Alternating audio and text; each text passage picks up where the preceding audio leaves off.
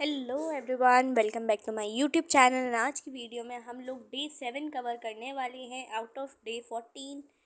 और ये हमारा lecture number 7, chapter number 7 coordinate geometry chapter को हम कवर करने वाले हैं, जहाँ पे हम introduction plus exercises plus summary करते हैं ये तीनों चीज़ें हम करते हैं, प्लस PYQs भी हम लोग देखते हैं।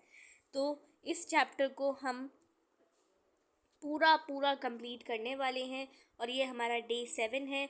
आप लोगों ने अगर डे 6 तक की वीडियोस नहीं देख रखी हैं 1 to 6 की, तो आप लोग चैनल पे प्लेलिस्ट ऑप्शन पे जा कर के देख सकते हैं। ठीक है, तो ये चैप्टर हम लोग जल्दी से कवर कर लेते हैं। अगर चैनल पे नए हो तो चैनल को सब्सक्राइब कर लेना। तो चलिए स्टार्ट करते हैं। तो ये एक चीज़ है इंट्रोडक्शन में एक चीज़ यहाँ पे दो बहुत इम्पॉर्टेंट चीज़ें दे रखी हैं। एक्स कोऑर्डिनेट को हम क्या कहते हैं? एब्सिसा कहते हैं, एब्सिसा। ठीक है, वाई कोऑर्डिनेट को हम ऑर्डिनेट कहते हैं। ये एक्सेस होता है तो एक्स कोऑर्डिनेट इसे कहते हैं, हम इसको हम वाई कोऑर्डिनेट कहते हैं। तो ये एक्स कोऑर्डिनेट जो होता है वो ये वाला होता है।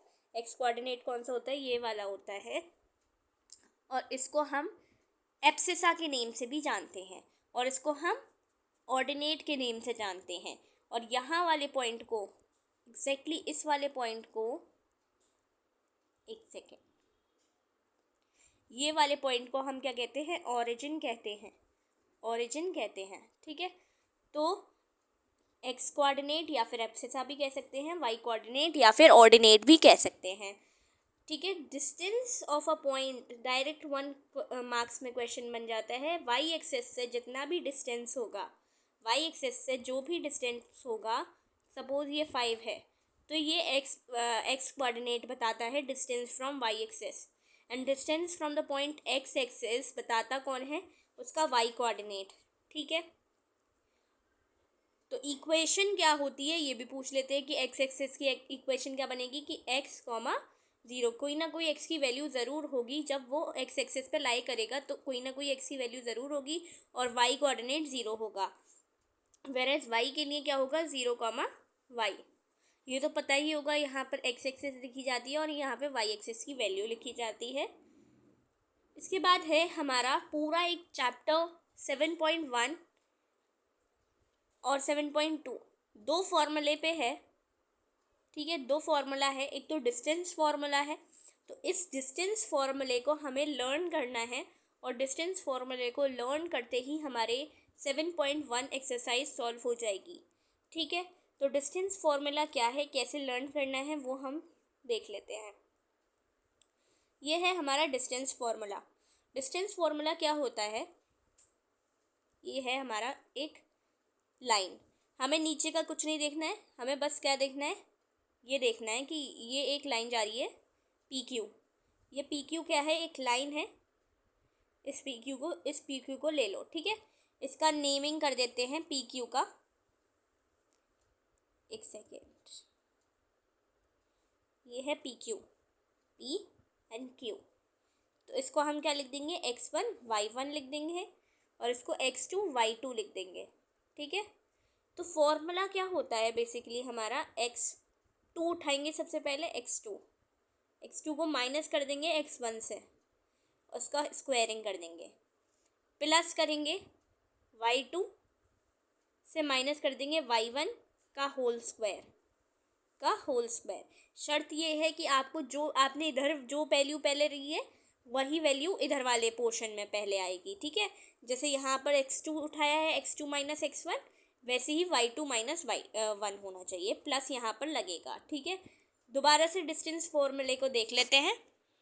सपोज ये PQ एक लाइन है, ये X1 कॉमा Y1 है और ये X2 कॉमा Y2 है। तो हम क्या करेंगे? X2 में से अंडर रूट में X2 में से X1 को हटा देंगे, इसका स्क्वायरिंग करके प्लस करके Y2 माइनस Y1 का होल स्क्वायर। इसको 2-3 बार लर्न करना, लर्न होते ही आपके सारे क्वेश्चन सॉल्व। सबसे पहले है हमारा एग्जाम्पल नंबर 1। एग्जाम्पल नंबर 1 में दे रखा है 3,2 पॉइंट्स हैं ये जो हमारे प्लेन पर लाई कर रहे हैं। 3,2 -2, -3, 2,3। क्या ये ट्राइंगल बनाएगा? तो ये 3 पॉइंट्स दे रखे हैं ट्राइंगल के, क्या ये ट्राइंगल बनाएगा या नहीं ये हमें देखना है। तो if so name the type of triangle, अगर बन रहा है तो नेम ऑफ द ट्राइंगल भी बताना है। तो सबसे पहले हमें क्या पता चलना चाहिए, डिस्टेंस फॉर्मूले से इसका डिस्टेंस पता चलना चाहिए कि यार ये एक स्क्वायर बना रहा है।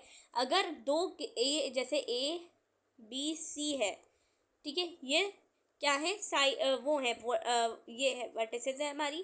तो अगर a प्लस बी बड़ा आ जाता है c से, या a माइनस बी छोटा आ जाता है c से, तो ये एक ट्राइंगल फॉर्म करता है। या a का स्क्वायर प्लस b का square is equals to c का स्क्वायर आ जाता है, तो वो राइट एंगल ट्राइंगल बन जाता है। ठीक है, तो हम सबसे पहले इसको उठाएंगे, इसको हम नेमिंग कर देंगे। जैसे इसको हम क्या कर देंगे, x1 y1 बोल देंगे। दूसरे वाले को, इस वाले को क्या बोल देंगे, x2 y2 बोल देंगे। और इसको x3 y3 बोल देंगे। ठीक है, अब इसे फॉर्मूले में रख देंगे। इसमें क्या करेंगे, इसको लेंगे, 3 को ले लेंगे। ठीक है, 3 को ले लेते हैं, अंडर रूट में 3 ले लिया, या फिर ऐसे कर सकते हैं हम लोग, अंडर रूट में पहले -2 ले लो, -2 ले लिया, फिर ये -3 हो जाएगा, इसका स्क्वायरिंग करनी है। फिर ये -3 है, प्लस में -3 है, और ये -2 हो जाएगा, इसका स्क्वायर करना है। फिर रूट में -3 और -2 क्या हो जाएगा, -5 का स्क्वायर हो जाएगा। इधर भी -5 का स्क्वायर हो जाएगा, और 5 5 ज़ा 25 प्लस 25 रूट में 50 आ जाएगा। रूट में 50 आ रहा है और अप्रॉक्सीमेट वैल्यू उसकी 7.07 आ रही है। ठीक है, अब जैसे ये है, इसको उठा लिया, फिर इससे इसको कर दिया, फिर इससे इसको कर दिया, फिर लास्टली क्या करेंगे, लास्ट वाले में इसको इससे कर देंगे, इसको इससे कर देंगे। ठीक है, तो एक बार इसका इससे डिस्टेंस निकलेगा, इसका इससे निकलेगा, और इसका इससे निकलेगा, तब जाके 3 आपकी वैल्यूज़ निकलेंगी। और जब जैसे ही आप देखोगे इसको और इसको ऐड करोगे तो इससे बड़ा आएगा, ऐसे ही इससे इसको माइनस करोगे तो किसी दूसरी वैल्यू से छोटा आ जाएगा। देयरफॉर ये क्या है, sum of any two distances is greater than the third side. Therefore ये क्या है, एक ट्राइंगल बना रहा है, एक ट्राइंगल बना रहा है। ये एक राइट एंगल ट्राइंगल है, क्योंकि पी क्यू का स्क्वायर प्लस पी आर का स्क्वायर क्यू आर के स्क्वायर के बराबर है। अब नेक्स्ट है हमारा, ये वर्टिसेस दे रखी हैं। ठीक है, क्या ये स्क्वायर है? स्क्वायर चेक करने के लिए आपको इससे इसका डिस्टेंस, इससे इसका डिस्टेंस, इससे इसका डिस्टेंस है, इससे इसका डिस्टेंस निकालना ही होगा। ठीक है, साथ ही अगर ये सारे इक्वल आ रहे हैं, ठीक है, डिस्टेंस करने पर इक्वल आ रहे हैं, तो इतने में ही नहीं, क्योंकि ये तो रोम्बस भी बन सकता है। तो आपको ABCD, जैसे कि आपने एक स्क्वायर बना लिया, तो AC भी कैलकुलेट करना है, यानी कि इन दोनों वैल्यूज़ को भी उठाना है और इन दोनों वैल्यूज़ का भी डिस्टेंस फॉर्मूले से निकालना है। अगर ये इक्वल आते हैं तो जाकर आपका स्क्वायर फॉर्म हो रहा होता है। अब हम लोग देखेंगे 7.1 एक्सरसाइज। 7.1 के एक्सरसाइज में सबसे पहला क्वेश्चन का फर्स्ट पार्ट है 2,3, इसको x1, y1 लिख लेते हैं, और इस वाले को हम लिख लेते हैं x2, y2। ठीक है, तो यहाँ से रूट में x2 को माइनस करेंगे x1 से, 1 को माइनस करेंगे, 1 को माइनस कर देंगे 3 से, इसकी भी स्क्वायरिंग कर देंगे। ठीक है, अब ये 4 - 2, 2 टू द 4 का स्क्वायर 4, वो 2 टू द 4 हो जाएगा, और ये माइनस का 2 आएगा तो इसको भी हम 4 लिख देंगे, √8 आ जाएगा पहले वाले का। इसी तरीके से ये सारे सॉल्व हो जाएंगे। ठीक है, ये भी सेम इसी तरीके का है, और ये भी इसी तरीके का है, कोलिनियर पॉइंट्स का है। ठीक है, यानी कि इसका डिस्टेंस निकालो, इसका डिस्टेंस निकालो, और होल का डिस्टेंस निकाल लो, इक्वेट कर दो क्या सेम आ रहा है, तब वो कोलिनियर हो जाएंगे। इम्पॉर्टेंट है अगेन। ठीक है, इसके बाद वर्टिसेस ऑफ आइसोसेलेस ट्राइंगल है या नहीं, डिस्टेंस निकालो, डिस्टेंस फॉर्मूले से निकालो, डिस्टेंस फॉर्मूले से निकालो। अगर दो साइड्स अगर इक्वल आती हैं तो वो आइसोसेलेस ट्राइंगल है। ऐसे ही इसमें कौन कौन से क्वाड्रिलेटरल बन रहे हैं वो बताना है, ये तो इजी है, ये मोस्ट इम्पॉर्टेंट क्वेश्चन है।